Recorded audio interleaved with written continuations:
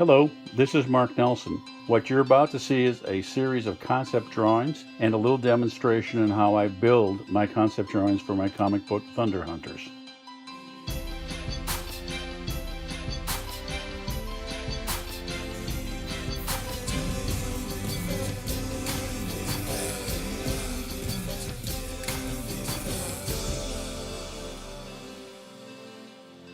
The second set is dealing with invertebrates or arthropods, or the insects that you'll find crawling around in the Thunder Hunters world.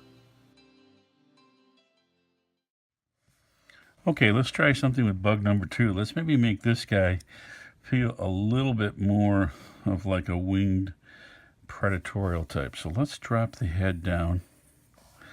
Let's bring a body up, and I'm thinking in terms of almost dragonfly-esque. So if we come in and we do something like this, and let's create a little shovel in front here.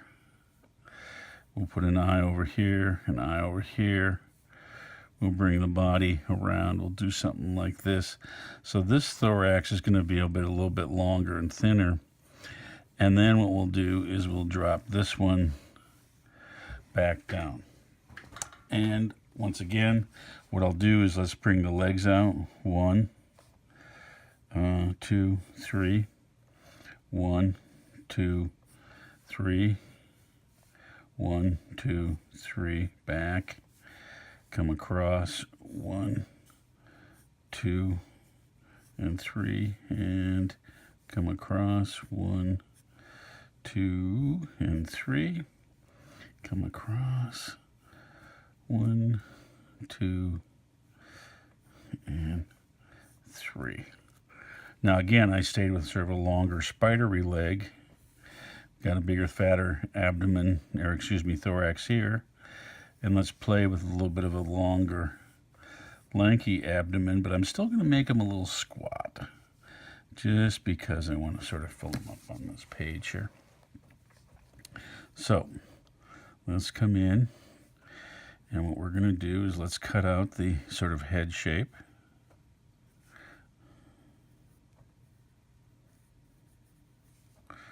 So now we'll bring this eye out and down. We'll bring that eye out and down.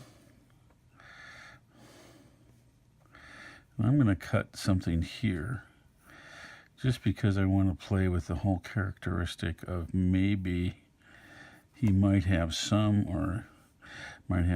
kind of a sensory organ sticking out in a sense in here. That's going to do things. And like with some creatures, again, form follows function. I think I'm going to play with the attitude of that maybe his proboscis or mouth or his feeding tube might be a little bit longer and have more of a kind of a, let's just create a little bit more of a spiky vampire kind of feel on it. So I can always shorten that up a little bit. So let's do this. We'll come in and we'll cut this. We'll add a couple little short, again, claw-like things. We want to make that feel like it's dropping back. Give it its little skeletal kind of shapes. Come up in here. We'll put a heavier sort of feeling in the thorax up in here. We'll come up here. We'll give it kind of again, a little bit of a split in that armor. So we'll create that.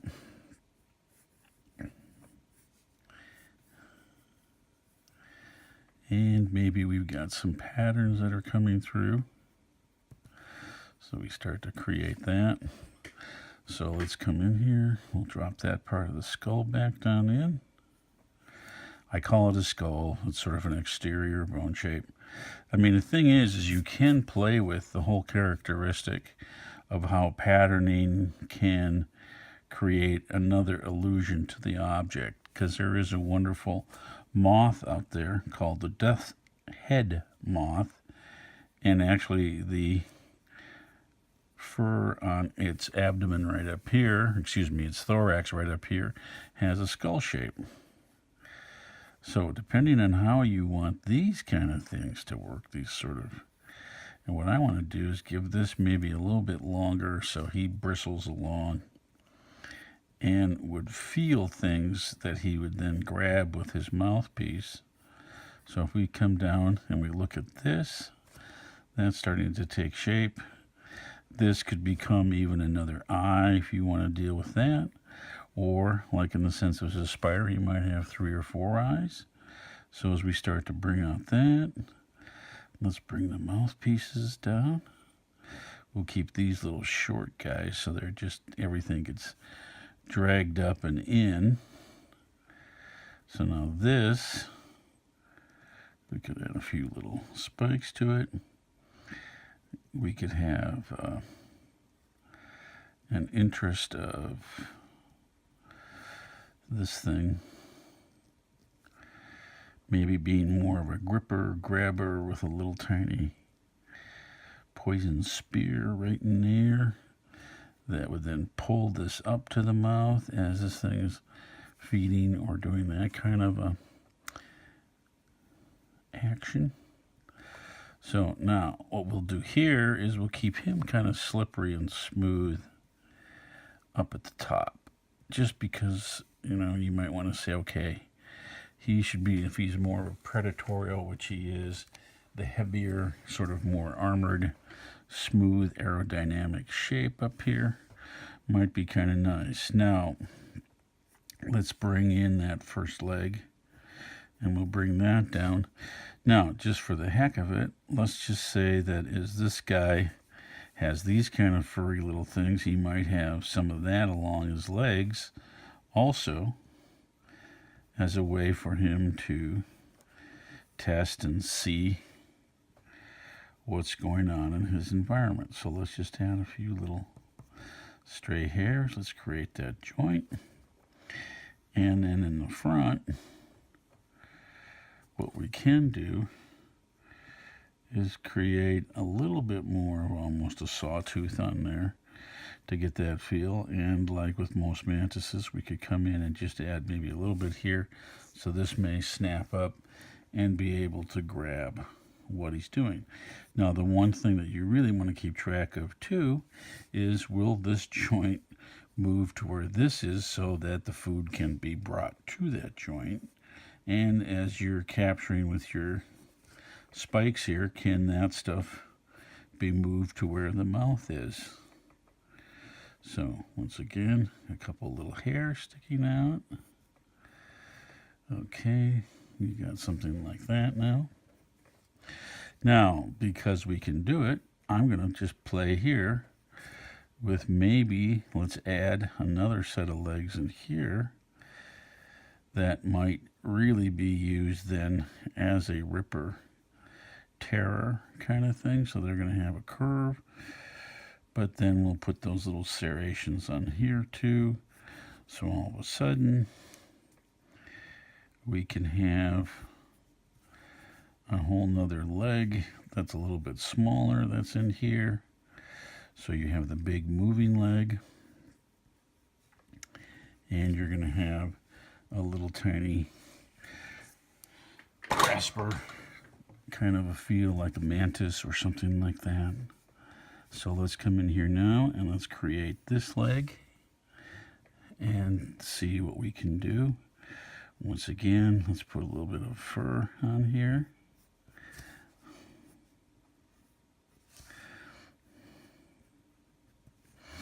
And, you know, as you're working up, these are sort of my line drawings that I start. And then sometimes when you come back in, you might start adding, as we did with the fish, some more textures, some more kinds of feelings of the way these plates are moving, or the surfaces on them, are they smooth? You know, I could come in here and I could create just a couple little hairs sticking up, which actually kind of gives them a little bit more of a fly and a disgusting kind of feel that way. So let's come out here.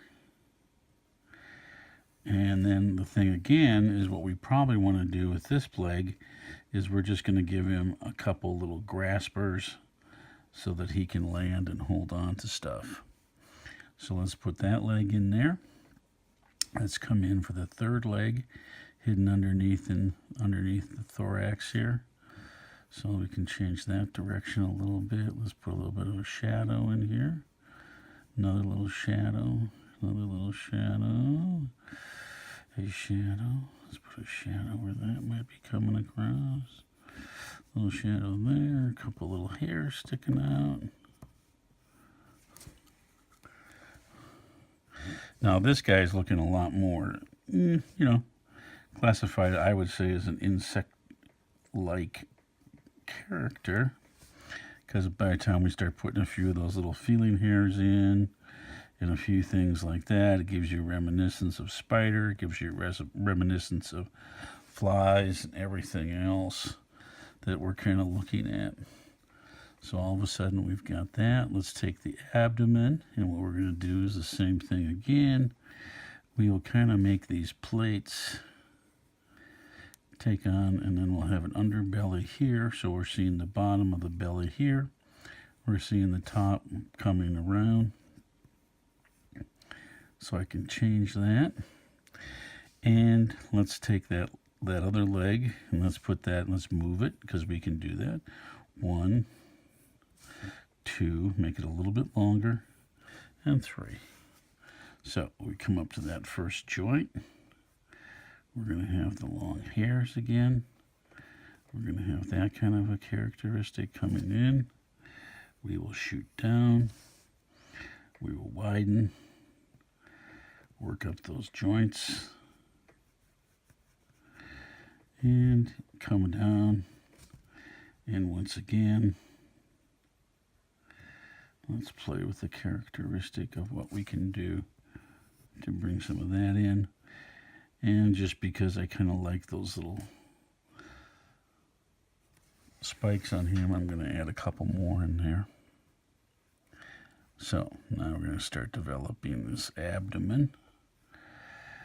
Now, like anything else, there's no reason why when you're creating, you can't add other things to it. So what I really want to do here is, let's just say that this guy, as much as he could fly, maybe he does or he does not at this point. Let's bring up put one here. And I always love the sort of earwig, so let's give him a little bit of a earwig tail. And we'll bring that around, bring this in. We'll drop that little puppy there. Now, let's just say that we're going to think that this guy is maybe a little bit more of an immature. So maybe the wings haven't quite developed. Maybe there might be some other kinds of ways that you want to play with this character, depending on what's in the script, depending on how you want to bring life to him. But the fun thing that I can do, like even as we did with the fish, there's no reason why I can't give him something that might start to stand up that could be either a sail or anything that's going to help him or it fly or guide or move. So all of a sudden we have a sail here. But let's turn around now and let's do this. Since we've talked about that now, I could come in here and let's create sort of the feeling of maybe a wing that might be working. So we're going to have that on that side. So let's come in here and develop the membrane. And what we can do too is by perhaps thickening up the line and the contour a little bit here. What's going to happen is you look at this little puppy, you know, I can create the feeling of a translucency. And if I want to, I can come in here and let's just lighten this line up a little bit more. And since we're doing it here, let's come in and we will thicken this up a little bit, crease the contour. And all of a sudden, you see this is looking a little bit more translucent by just the line weight and how you're playing with all that. So let's come in here and develop the way these ribs might come down. And then in a lot of cases, they might come as a split here. And you might have some different kinds of structures that aren't always balanced in the sense of that they're equal. There will be a balancing factor, but sometimes it is that whole thing of asymmetry creating the illusion of symmetry. So we come over here and think about that wing over there. And let's just drop this wing over here. And what we'll do is we will let this wing now, in a sense, take the strength and let this become just a soft little line in between there. So if we push this contour a little bit more, once again, we can create and let this wing come in front of that wing there. And with the heaviness here, we can do that. And all of a sudden, we're starting to get a little bit more of a movement in here. Now again, if we bring the lights from up here, let's come in here. Let's darken our contour a little bit where it would be darker on the bottom side. And see what that does to bring out the form too. So if that can help push this back, that's going to let all that drop back in. So if the light's coming from the top, once again, if we darken up a little bit of a side here like this, darken this up a little bit more, darken that, all of a sudden you can start to see our line weight is carrying a lot of our structure. So I can lighten these lines up a little bit. I can put a few little surfaces on him, a couple more hairs, and I can come in and I can say that that other leg is coming down there.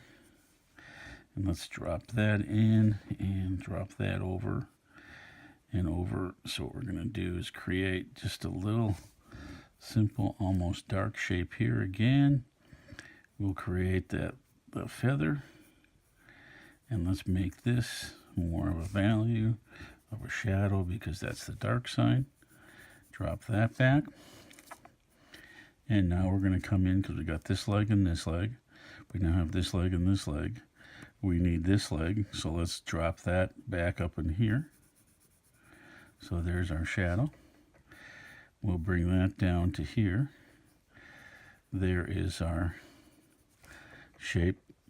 Let's give them the little featheries. And let's bring this one forward and give this a little bit more of a shape, like it's going a little bit away from us. But we got something like that. So we got a little foreshortening, got a little bit of that thing.